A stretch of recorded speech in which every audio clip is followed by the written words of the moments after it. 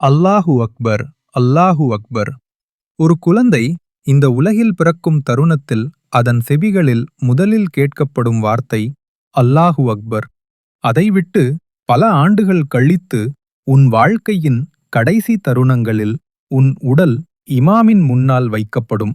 இமாம் உன் ஜனாசாவை நடத்தும்போது அவரது நாவிலிருந்து மீண்டும் வரும் வார்த்தைகள் அல்லாஹு அக்பர், அல்லாஹு அக்பர், அல்லாஹு அக்பர், அல்லாஹு அக்பர். குழந்தையாக பிறந்தபோது நீ கேட்ட முதல் தக்பீர் போல கப்ரில் வைக்கப்படுவதற்கு முன் நீ கேட்கும் கடைசி தக்பீர்களும் அதுவே. சுப்ஹான் அல்லாஹ். மனிதனின் முழு வாழ்க்கை அல்லாஹு அக்பர் மற்றும் அல்லாஹு அக்பர்களுக்கிடையே தான். அல்லாவின் தூதர் ஸல்லல்லாஹு அலைஹி வஸல்லம் அவர்களின் பணி உன் இறைவனின் மகத்துவத்தை அறிவித்திடு, அவரது எல்லையற்ற பெருமையை புகழ்ந்திடு என விவரிக்கப்பட்டது.